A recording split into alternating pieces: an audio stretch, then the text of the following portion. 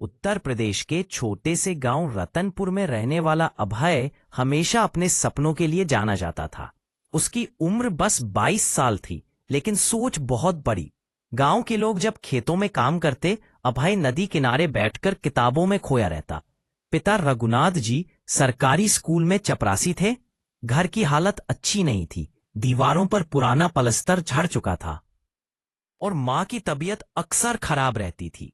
पर फिर भी रघुनाथ जी हर शाम मुस्कुराते हुए कहते, बेटा, मेहनत करने वाले को वक्त झुका देता है। अभय इंजीनियर बनना चाहता था। उसने शहर की पढ़ाई का खर्च खुद निकालने के लिए ट्यूशन पढ़ाना शुरू किया।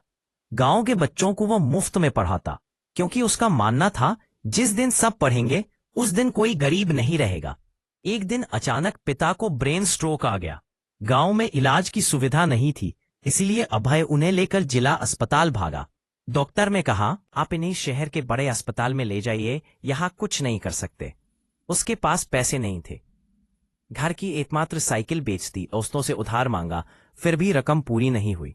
मां ने अपनी शादी की पुरानी चूड़ियां उतारते हुए कहा, ले जा बेटा, तेरे पिता बच जाएंगे तो सब ठीक हो जाएगा। अभय की आंखें नम हो गई। वह पिता को लेकर लखनऊ के अस्पताल पहुंचा। इलाज शुरू हुआ, लेकिन डॉक्टर ने सिर झुका लिया। हम पूरी कोशिश कर रहे हैं, पर हालत नाजुक है। 3 दिन बाद रघुनाथ जी की मौत हो गई। अभय की दुनिया जैसे बिखर गई थी। मां ने बेटे को सीने से लगाते हुए कहा, अब तू ही मेरे रघुनाथ है। फिर वो थे। पिता के जाने के बाद अभय ने गांव छोड़ दिया। वहां लखनऊ चला गया। वहां एक छोटी सी नौकरी करने लगा और साथ में पढ़ाई भी। दिन में काम, रात में पढ़ाई। नींद और आराम का नाम तक नहीं। कई बार भूखा सो जाता, पर कभी हार नहीं मानी। उसे बस पिता की एक बात याद रहती, कभी किसी हाल में झुकना मत, वक्त झुकेगा। एक दिन उसे इंजीनियरिंग कॉलेज में दाखिला मिल गया। उसके चेहरे पर वही पुरानी मुस्कान लौट आई। पर असली परीक्षा अब शुरू हुई थी। फीस, किताबें, रहना, सब कुछ पैसों पर टिके थे। वह कॉलेज में झाड़ू लगाता, लैब साफ करता, ताकि थोड़े पैसे मिल सके। क्लासमेट्स उसका मजाक उड़ाते, अरे ये तो क्लास का स्वीपर है।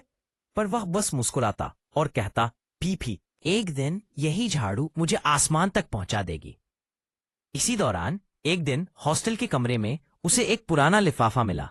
उस पर लिखा था, अभय के नाम, जब मैं न रहूं। लिफाफा देखकर वह सन्न रह गया। ये तो पिता की लिखावट थी। उसने कांपते हाथों से लिफाफा खोला। अंदर एक चिट्ठी थी, बेटा अभय, अगर तू पढ़ रहा है तो समझ ले मैं इस दुनिया में नहीं हूं। मैं तुझ पर गर्व करता हूं। मेरी आखिरी इच्छा है, तू कभी गरीब को गरीब मत समझना। अगर कभी ऐसा वक्त आए जब तुझे लगे कि सब खत्म हो गया, बस अपनी जेब के अंदर देख लेना। वहां एक छोटा सा रास्ता मैंने तेरे लिए छोड़ा है। अभय ने तुरंत अपनी पुरानी जैकेट की जेब देखी। अंदर एक मुड़ा हुआ 100 रुपए का नोट और एक पर्ची मिली। पर्ची पर लिखा था, एक दाना अभय, यह तेरे हौसले की पहचान है। इस पैसे को कभी खर्च मत करना। यह तेरी याद दिलाएगा कि तू गरीब नहीं है, तू अमीर है। लेकिन हर बार एक ही जवाब।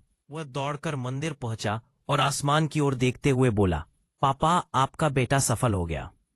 3 साल बाद अभय अब एक बड़े प्रोजेक्ट का इंजीनियर था। एक दिन उसे अपने गांव रतनपुर में पुल बनाने का सरकारी प्रोजेक्ट मिला।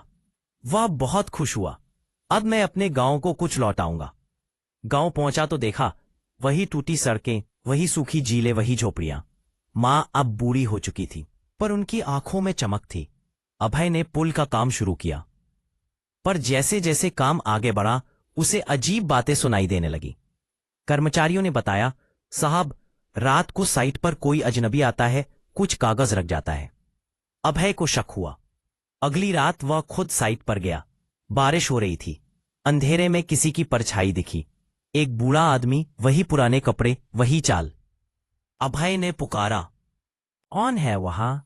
वह शख्स पलटा नहीं, बस एक थैला जमीन पर रखकर चला गया। अभय भागकर वहां पहुंचा। थैले में वही पुरानी पिता की लिखावट वाला एक नोट था। बेटा, पुल बनाना सिर्फ नदियां जोड़ने के लिए नहीं होता, बल्कि टूटी उम्मीदों को जोड़ने के लिए भी होता है। शायद यही तेरी असली मंजिल थी। अभय कांप गया।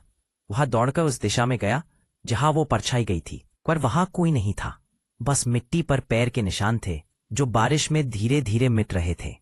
कुछ महीनों बाद पुल बनकर तैयार हो गया। पूरा गांव खुशी से झूम उठा।